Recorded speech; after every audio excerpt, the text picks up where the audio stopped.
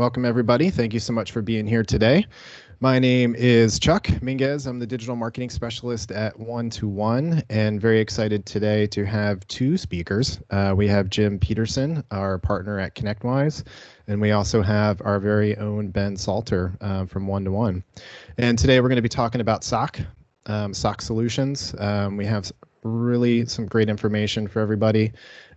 Please, if you can, just keep your questions until the end. You can also put them in chat, and we'll get started. I'll let Jim and Ben take it from here. And thank you both.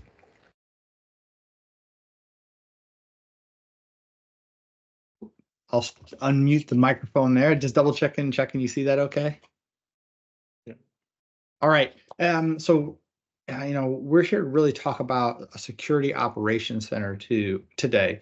What do they do? Why do they do it? How do they do it? We're going to touch on a little technology. At the end, we're going to touch on some bad actor activities. If you've been to some of these webinars previously, we've touched on who they are, how they get in. We want to just review that to show how that SOC gets engaged with those bad actors to stop that activity. We definitely love questions, and I know, Ben, you're going to jump in and add some color and some stories in here. So we're excited for this conversation. So let's just go ahead and dig right in, right? So in all of these, we want to talk about what is cybersecurity.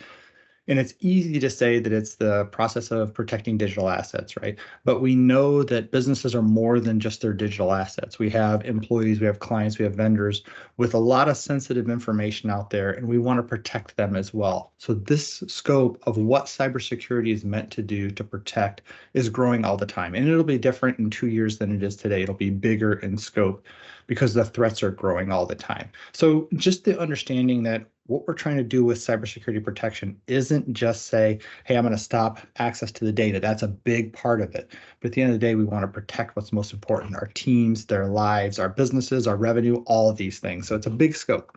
And the other challenge that we see with the term cybersecurity is that people think of the solutions, right? The tools specifically. And while the tools are a critical piece of it, we'll always look at a solution specifically in technology having three parts, right? People, process, and technology. That technology is the tools.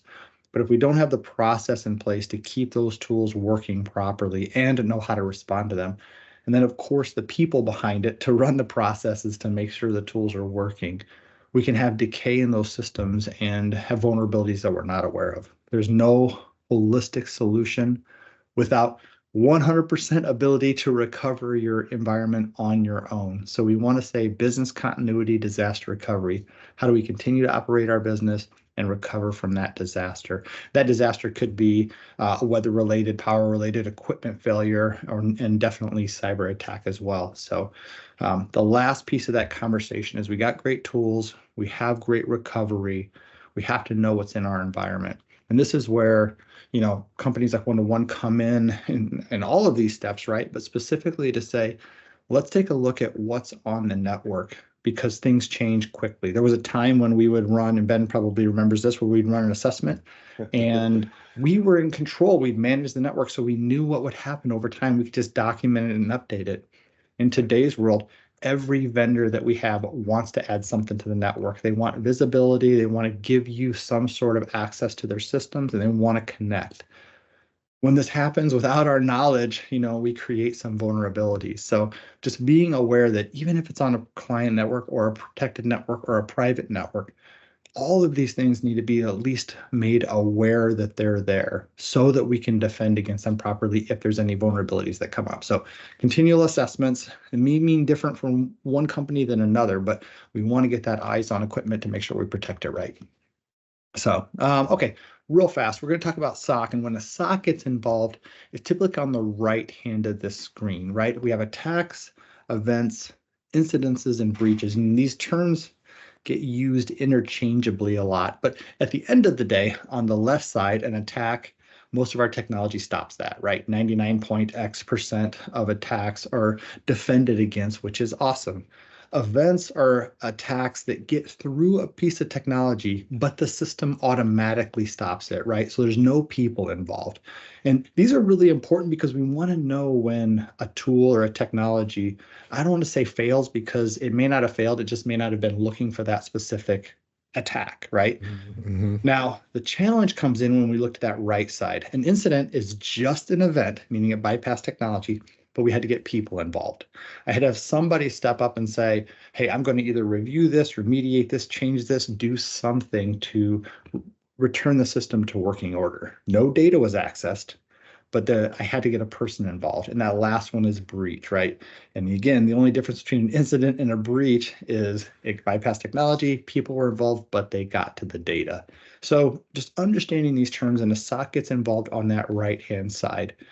And that right-hand side has a few challenges. If you're a large industry, specifically a critical industry, you have reporting requirements in this world. If you're medical, if you're government, if you're a government supplier, there's lots of rules around that. So just knowing the difference is really what we're trying to identify today. All right. Lots of definitions, right? So real quickly, the bad actors who we're up against, and I'll just jump right into the fact that we are up against, I went one too far there, up against organized crime, right? If we think of the solo hackers, they are still there, they're prevalent. Nation states are typically attacking larger organizations or other nation states. These organized crime are our adversaries, and they're very sophisticated, they're very good at what they do, and we need people to help us protect against them. They have the ability to scale attacks. They have the ability to really wreak havoc in our world, and they make a lot of money from our deficiencies, unfortunately, at times. So just understanding that we're not up against Jim in the basement hacking away on a computer. Right. Yep. These are large organizations, right? I mean, so Yep. it's not a one-to-one. It's a many-to-one attack. So, and when we continue to look through this, right? They get paid three ways: ransom, extortion, and data sale. And I'll say the goal of a SOC is to never let this happen. One of the goals of a SOC is to never let this happen, to never get to a point where we're like, uh-oh, we're in so much trouble here. We have to spend money to protect our organization. Now, hopefully all the money we spent protecting our organization from the front end is what we're going to leverage to recover if we ever have an issue. But the SOC are the guys who are going to say, hey, if something happens, I'm going to try to avoid this. Now, my second goal is to significantly minimize any attack. So if there was ever an incident or a breach, the SOC comes in and says, how can we speed up resolution to minimize the attack that can happen? So lots of conversation. Real quick, ransom means, I have to pay the bad actors to return access to my systems. Extortion means I have to pay the bad actors so they don't release my data. And obviously, data sale has really nothing to do with the business owner. They're just going to sell it on the dark web because you have some highly valuable information like medical records or personal identifiable information. So we know they get in, right, because of us. Most of the time, 80% of the time, it's people-based issues. And it's typically the people-based are in two categories: credentials and phishing.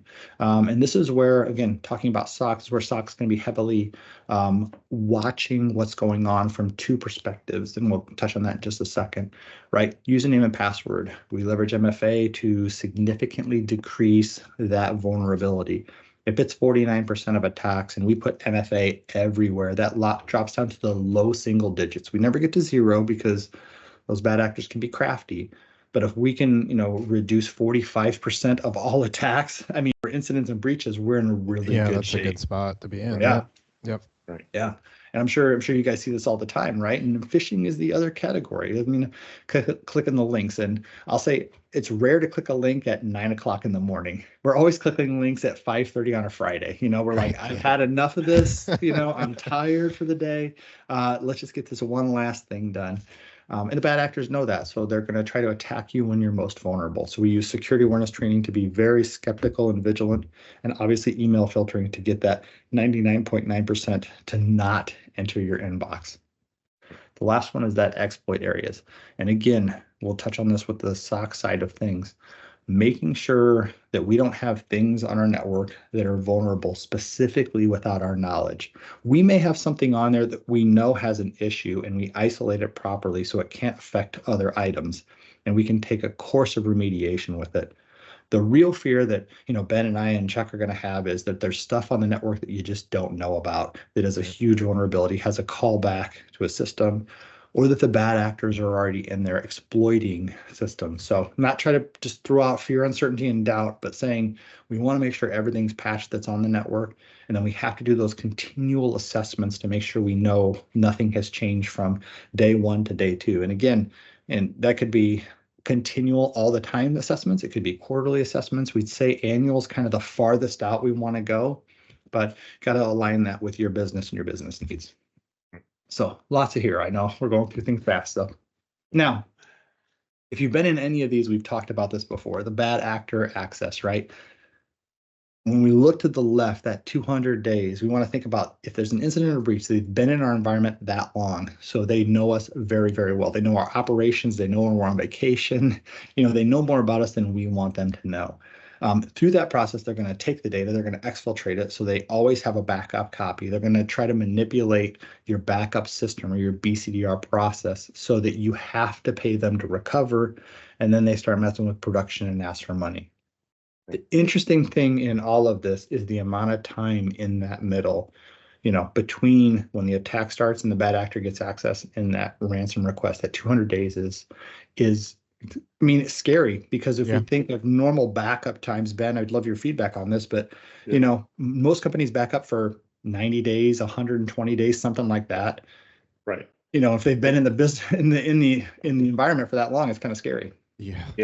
In our case, we have a good case study of this. We had a client, mid-level size company.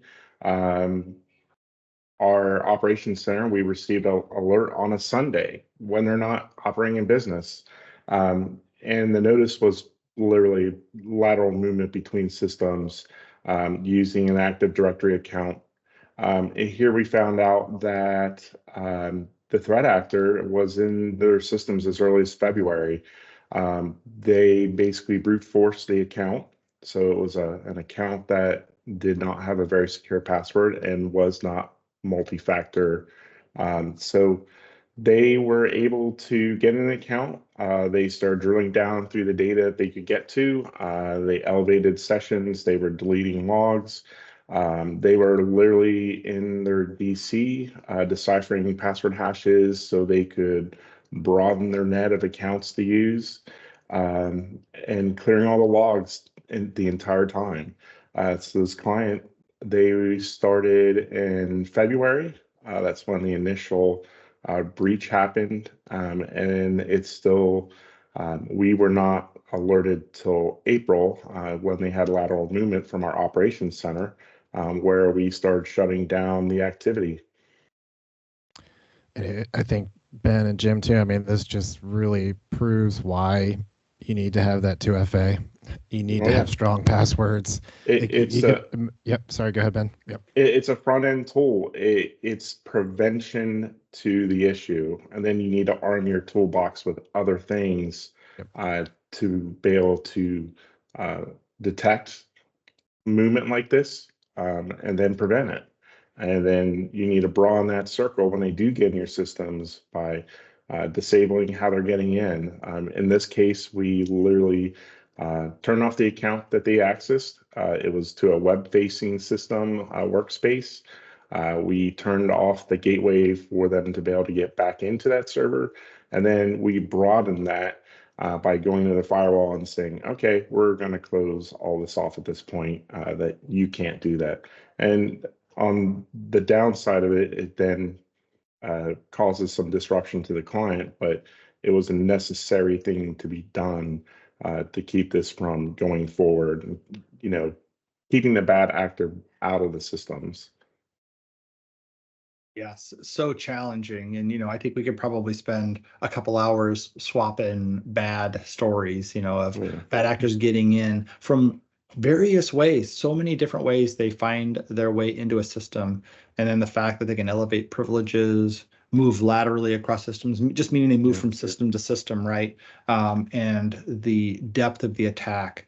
We had a question the other day, and it may come up here, like, how do we know if someone's in our environment? Well, it's tough. Question, have a quick thing, like we said, hey, we're really good at seeing, the cyber attacks that we stop. And I mean, that's really obvious. We see, hey, we stopped something else. Great.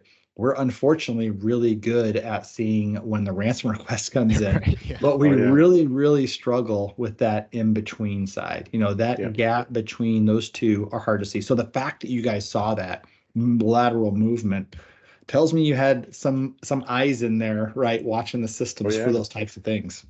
We watch our client systems 24/7, and we alert an on-call team to action on it. So kudos to the team, because it's a tough job. Yeah. Getting a page, in this case it was in an afternoon, but it could be late at night, early morning, when the company's not operating. So definitely a red flag to bad acting. Yeah, definitely. I mean, that's great. So, and just a couple of things to throw out there that we don't normally talk about is how to respond to an incident, and would love feedback here, because one of the challenges we see, and we talk about this on the cybersecurity insurance side, is that one of the mistakes we make as a end user is trying to fix the problem. Number one, trying to hide the problem. It's probably the worst thing we do, right? We Worst don't thing to raise our do. hand. Yeah, I Yep. clicked the link. Somebody help me. But also trying to fix the problem quickly, rebooting systems when we think somebody's in there, trying to restore systems quickly when we Right. think systems are in there. And this can cause a lot of challenges. All that forensic evidence that probably told you what data they accessed. If we start rebooting things, we start deleting logs, we lose all that. So Right. yeah, go ahead. Yeah, I mean, once you identify that there's a threat actor, what we do, our rule of thumb is we contain it immediately. Um, then we notify our team and the company's team, whoever our point of contact is, and then immediately go into an investigation phase where we're pulling firewall logs, we're pulling logs from servers, and unfortunately, in this case, the bad actor was also clearing logs, so there's holes from that data. So, I mean, there's tools to offload that to other systems that, that data gets retained. But it's, identifying the threat, finding what they're using to get into the systems, and then basically, circling the wagons, pushing them back out of systems, and then working to investigate and find out what happened, what they accessed, and where they are. You don't want to reboot systems. You want to contain, and you want to start looking at the investigation side. Yeah, great win for a SOC and a team. So great Yeah. job, guys. That's an awesome one. I'm sure we'll have some more comments as we go through this on maybe what we could do to improve our position as we talk about some of the technology in SOC. So great story. Thanks, Ben. Appreciate it. So when we think about that, right? We said, hey, there's a couple of different positions to think of, specifically not just around SOC but around cybersecurity. We have like our front wall or gate, trying to stop everybody from coming in. And I'd probably say, group the managed detection and response, our endpoint detection, our PC, what used to be antivirus, but is now more protective than that, managed detection and response. We have our DNS and web filtering that's going to stop us from going to known bad sites and delivering known bad payloads. Our security awareness training, which is going to make us skeptical and not click. That's all the kind of the front line of defense. We kind of hop over those middle two and say, what's the back line of defense? Well, our BCDR allows us to recover and to be in charge of that recovery all the time in the method that our business requires. And unfortunately, that cybersecurity insurance is always there. But there's also times, when it's not ransom or extortion, it's business disruption, it's recovery, it's supply chain disruption. So thinking of insurance as a bigger bucket for us, or a bigger opportunity than just ransom and extortion payments. Sometimes we'll still leverage that even if we're still in control. The challenge, right, is that middle section. How do we, when someone gets past the wall and we don't know to recover yet, how do we see it? We'll start with SIM and SOC. So security information and event manager, tying that security operations center. So the SIM is the tool, and we're going to dig into this in a second, so you don't have to remember everything right now. And it has people behind it to say, when the SIM raises its digital hand and says, I have a problem, I need someone like Ben to take a look at it to tell me if it's a real issue. This is how we see things in the middle of an attack. Now, access management, that other one, just limits the ability to see or access data to the right person at the right time. So other technologies, you may have heard of zero trust or privileged access management. The idea there is if I don't need to see it right now, nobody should see it. It just makes it harder for the bad actors to see that sensitive data. The other area where we can see correlation in that SOC, so we call it MDR because of the managed side, meaning there's a team, a security operations center, keeping the system updated and responding to issues. So this MDR in the SIM is where we really see that extra team jump in. And Ben, I know you probably see this a lot where they're telling you and alerting, and sometimes it's not really an issue, but at least you know about it. Yeah, at least as long as we get the notice and we can look at it and vet it, and a human can determine, yes, this is definitely a threat or not a threat. That's where training comes in for the end users and the team, a solid team to respond. Yeah, definitely. And if we looked at like what this looks like and I guess this is not real life because it's just a picture, right? But we have these solutions and they have informations. We'll show a little bit more graphic detail here in a second to show how this really works. But the MDR, the managed detection response, meaning my endpoint protection, and the SIM solution, which is monitoring all events and logs, right? We want that system to do the alerts. You'll see a number of how many alerts come in an average environment today. And per second, it's enormous. And so we need a tool, we need a little AI in there, we need a little programming magic to say, here's a real issue, let's send it to the team to confirm, notify stakeholders, and take action. Yeah. And go ahead, Ben, you're gonna probably jump in there. In our case, what we do is our AI, it'll come in and based on the type of alert, it color codes it: green, yellow, orange, red. So we know. It also helps our team prioritize then, okay, we really need to look at this and bear down and find out what this is about. If it comes as a green, it still gets reviewed, but it might not be something that's a threat. Yeah, but we don't know unless we check, right? I mean, sometimes we really want to know, and I'd rather have a few, I guess, false positives than a few false negatives. Yeah. Exactly. Yeah, no, that's great. So having that team really do this process is where the magic comes. If we looked back to a decade ago, SIM has been around for a long time. Specifically, MDR is a little newer, maybe 6, 7 years. But if we look back to SIM, we used to deploy those solutions and be like, all right, great, let me know if something happens. But the decay on a SIM solution was extremely fast because the type of events, the type of information, and the type of threats grew rapidly. And so they just became noise. So we had to, we really only recommend a SIM if you're going to have a SOC. I'm sure you guys are in the same boat. If we don't have people maintaining it and monitoring it, we're in trouble. Yeah. Right.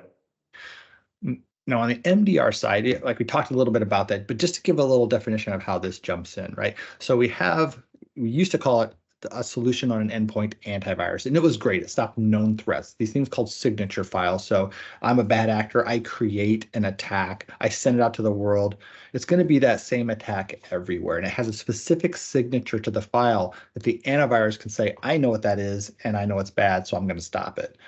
Well, bad actors got really crafty and said, if that's how you're going to stop it, I'm just going to change the signature every single time it executes. And I'm going to make it complicated for a legacy piece of software like antivirus to keep up with the changes I make.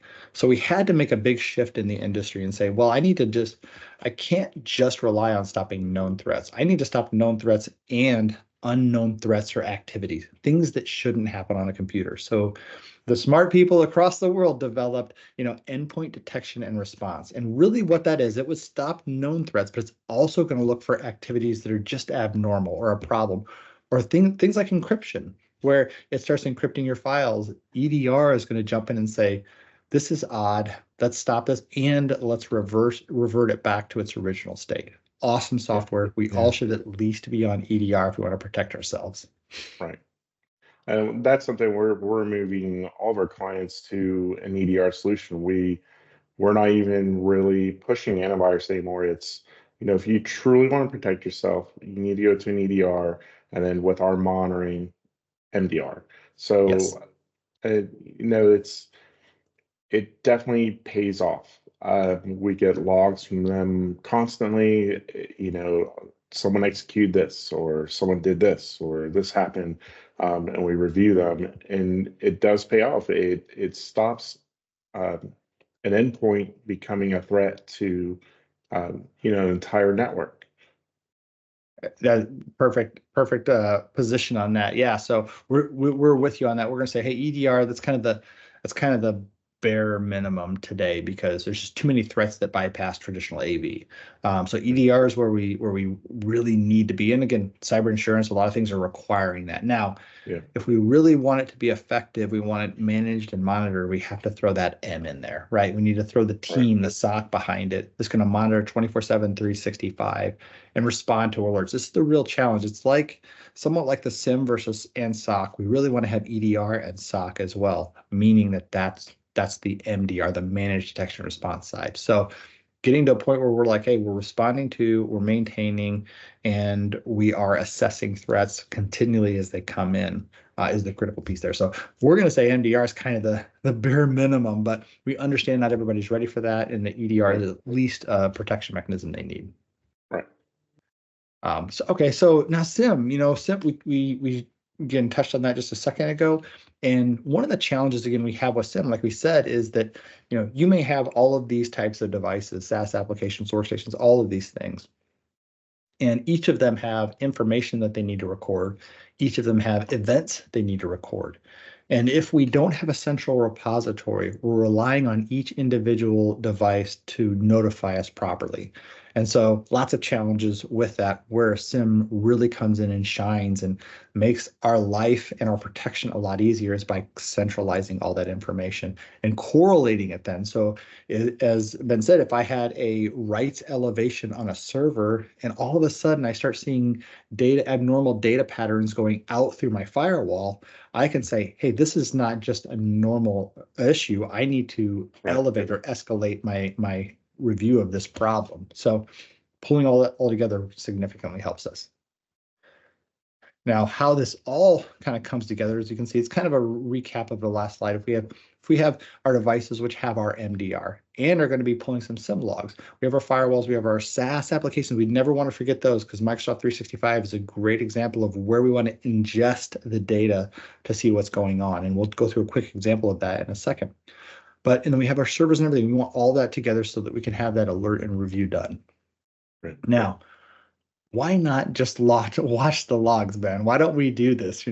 A couple of reasons we have to get this team involved. Obviously, assessments are changing consistently. Business, environments are changing consistently. And one of the challenges are, hey, if we don't have somebody watching all of the equipment, we really struggle. If something new comes up and it's not feeding information into the SIM, it could be the breach point. It could be the real vulnerability position. And obviously our MDR side of things, we've talked about that quite a bit, making sure that we see the front end as well. And then we can obviously recover with that BCDR side. Yeah, and this is definitely the single pane of glass that everybody talks about, where you can monitor your environment from one place and see what's going on, and then also filter out logs. Logs are big. Logs are, mind numbing. To employ someone to go through them line by line by line by line to find a threat. This is a tool that lets you see everything and see what's pertinent. Absolutely. Yeah, and if we look at the general benefits, I think we've hit on these, but obviously that central repository, the correlation, the real-time monitoring, and the 24/365, that's really what we're going to get when we talk about that security operations center. Having somebody watch it all the time, making sure we're not missing any true events that happen. It's the biggest challenge. Now, if we looked at this in real life, so this is where we'll talk through this we looked at a typical business example, right? 25 users, handful of servers, a couple sites, maybe even a few SaaS applications. When we talk about the volume, right? This business here is going to produce about 430 information events per second. So if we think of the true volume, right, that's where we really need that system to jump in and do the math and the information for us and alert the team. And just our little example to the right here, let's say a user logs into your Microsoft 365 account from LA. No big deal. It's gonna push that event into the SIM. Nothing's gonna happen because that's normal activity. At the same time, that same username is used to log into 365 from the UK. It's going to also send that alert over, but the SIM is going to say, wait a minute, I can't have two different logins from two different geographic regions at the same time. I need to immediately notify the SOC to change password, disable account, and then notify that user or team. The good part is this alert happens in minutes at the worst case, right? So these alerts come in very, very fast. The SOC can respond to it very, very fast. And if we think of that 200 days that bad actors are normally in the environment, if we can reduce that down to minutes at the worst case scenario, we can significantly eradicate their access to the data. So speed is our ally in these kind of conversations. Yes, very much so. Yep. Now, we knew this would be a little bit shorter one. We're starting to kind of get to the wrap up side of things. One of the things we want to talk about, specifically when we talk about any type of cybersecurity, is that we're all risks. One of the challenges we see in a lot of small businesses are they just don't think their data is that important. But it's not just your data that we will need to be worried about from a cyber attack. If you have vendors that a bad actor might want to attack, they might want to attack your payment systems. It's not just your information. A lot of times it's your brand, your position, your clients, your industry, and they can use you for a launching point. So thinking that you're not a target is just not the case anymore.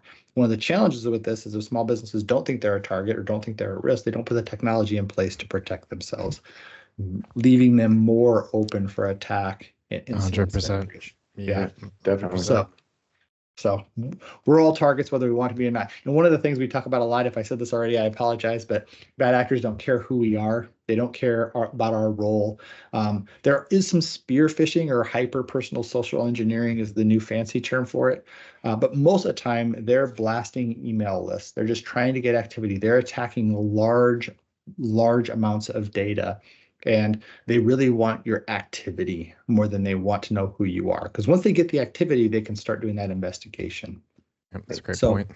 Yeah, so our best defense is a layered defense. And what we mean is we see those layers in the previous slides where we had, managed detection and response, DNS filtering, security awareness training, all these different technologies. And while they all may not be right for your specific business, some of them likely are, and we need some technology to pick up where another technology leaves off. I use the example often of it's tired, it's 5:30, Ben sends me an email, or fake Ben sends me an email with a, hey, check this out, we had an attack, and I click the link because I'm tired. I need something like my DNS and web filtering to kick in and say, nope, you're not going to that site, I know it's bad. Right. So that layer defense really helps out. SOC closes gaps. And if we said, what are the primary gaps SOC closes? One, it's going to be speed to resolution, right? Because if we think of a minute of response versus I respond when I get the ransom request, which unfortunately often happens, SOC can really reduce the exposure of data and the downtime risk, all those things. They also find vulnerabilities for us. So finding things that change in the environment, finding specifically account elevations or some other challenges that happen in an environment that we just want to be aware of. Ben may decide to elevate Chuck's account because he needs some help, but as a team, we can hold people accountable for changes that happen, even from the positive side. Yeah. Go ahead, Ben, if you're going to jump in there. Well, like internally, what we do is when we get these alerts, within our own company, our operations center will reach out to an individual. Hey, did you do this? And then, some plans are yes or no. And if the answer is no, then it requires more investigation. So, oh, did you plug this USB into a system? Yeah, that was me. I was moving a file. No, we have a problem. Yeah, So, right. No, great. And yeah, and our goal is, when we talk about these technologies, unfortunately, a lot of small businesses, just again, like I said, don't see the risk for them right now, and we understand that stance, but we also, from our side, we understand all the risks. So it's hard for us to Yeah. have to talk pretty Yeah. passionately about this. Yeah. And I think when you So, consider the cost of what it could potentially cost the business from a breach standpoint and cyber insurance standpoint versus what it might cost to plug in some of these Yeah. tools, the benefits, far outweigh the risks. Well, and you have to kind of look at it this way. You either arm your toolbox with something you can budget and expense out, or at the end of this, a cost that's unknown. Time, money, inconvenience, Reputational damage. reputation, fines. It's better to have an upfront budgetable cost versus an unknown cost to mitigate it. Yeah. absolutely. Yeah, and so I think we kind of throw all of these things, probably everything we talked about, into that last point of knowing your risks. When we looked at like the 15 things that most business owners should do to protect their environments, right? The first one's always security assessment. Know what's in your environment. Know what your risks are. And this comes down to your industry, the way your people work, the type of information you have, the type of network design you have. Understanding that, having someone help you then define what should we do for the most reasonable protection that we can apply to our organization. Knowing those risks are critical. It helps you develop everything else. Do I need a SOC? Do I need a SIM? Do I need all these other pieces of technology? Comes from knowing the risks that you have.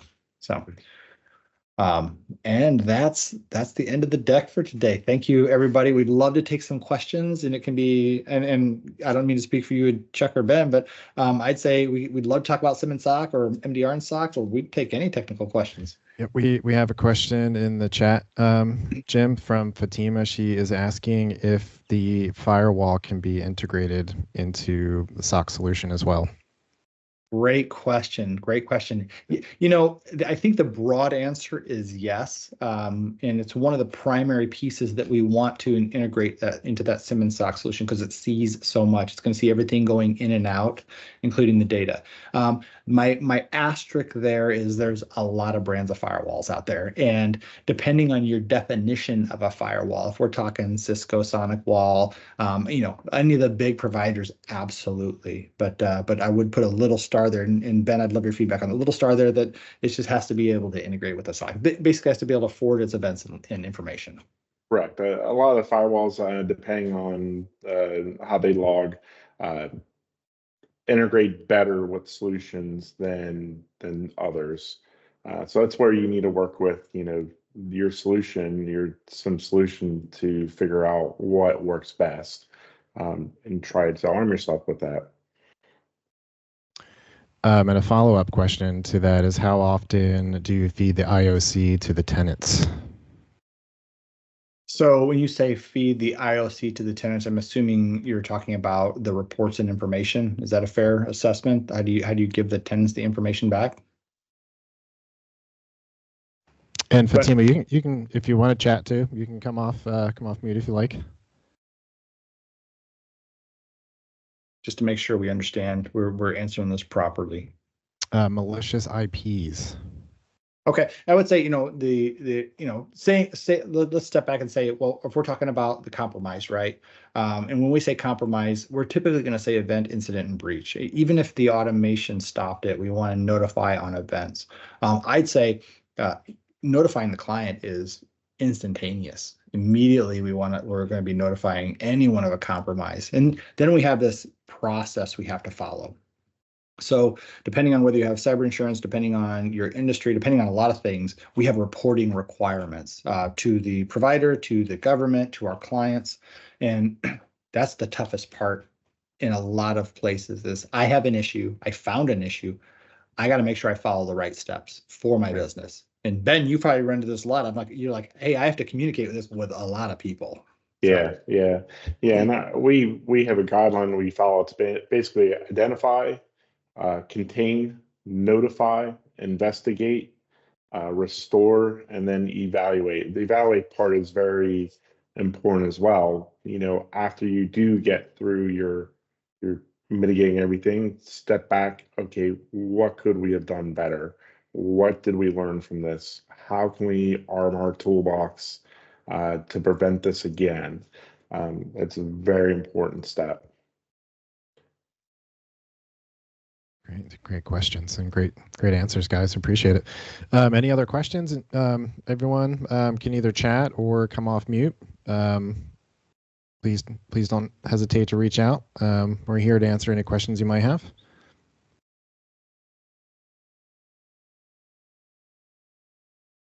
I'll throw out that this is one of the more challenging conversations that we normally have, is how to talk about finding those middle ground solutions. And in all honesty, it comes down a lot of times like, okay, I'm paying to defend the front door. I'm paying to recover the environment. Now I have to pay for something else to see in the middle. And none of us like that conversation. None of us want to have to do that. But it's not the a tough fun part one. is we need the tool, we need the process, and we need the people to see the middle attack. And that's the real challenge. Yeah. And Fatima has another great question. And Ben, this might be for you. What are the SLAs for critical and high alerts? Like, how do you parse those out? I'm assuming is the question. If we have an alert coming in as a red, it goes right to the top of the list. We don't hesitate. We start evaluating it right away. Orange and yellow, they may be a little farther down the list, but depending on what the load is, how many alerts we're getting that are hitting those thresholds. But we try to look at everything. So, like I said, if it's a red, it goes right to the top of the list. We evaluate it. And then that is also dependent on any other alerts that might be coming at the same time. Very good. Thank you, Ben. All right. Give it any other questions before we wrap up? Again, you can put it in the chat, or if you want to come off mute, totally up to you. And great questions, Fatima. Thank you. Yeah.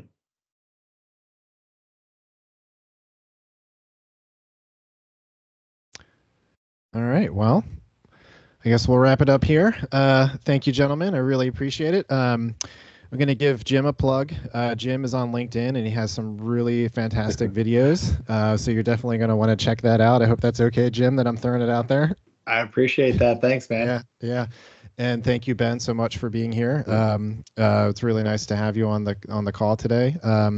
We will be sending out this webinar to everyone that was on the call today. So if you weren't able to jump on at the beginning, you'll get a recording of it. After you review the webinar, if you have any more questions, please don't hesitate to shoot us an email. My email will be coming along with the video, and we are more than happy to engage in another conversation. Any following or closing thoughts from Jim or Ben?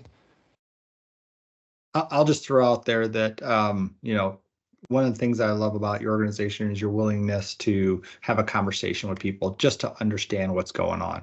And I would highly recommend taking advantage of that quick conversation just to understand, is some of this technology right for you? Because what I love about you guys, you can be like, nope, you don't need it, or yeah, you really need it. And so you can help kind of have that direction, and having someone really advise and consult at a business level is relatively rare in our industry. So really wanted to give you guys a shout out and thank you for doing that. Thank you, dude. Yeah, appreciate that. Yeah, we truly tried to come into when we especially bring on new clients and continue to evaluate even old clients, what's in the environment and what's changing in your business, so we can size a correct solution. Right. Yeah, and I think touching on that last slide too, just about knowing your risk. When we onboard a client, we map everything out for that client, so exactly where the risks are going to be and how we can plug them. So, if you have any questions, and like Ben said, we lead with education. That is our main goal, is to empower with education. So please do not hesitate to reach out with any questions. All right. Well, thank you. Thank you, everybody, for being on the webinar today. I hope everyone enjoys a very nice long weekend, and we'll be talking with everybody soon. Great. Thank you, everybody. Bye-bye. Thank you.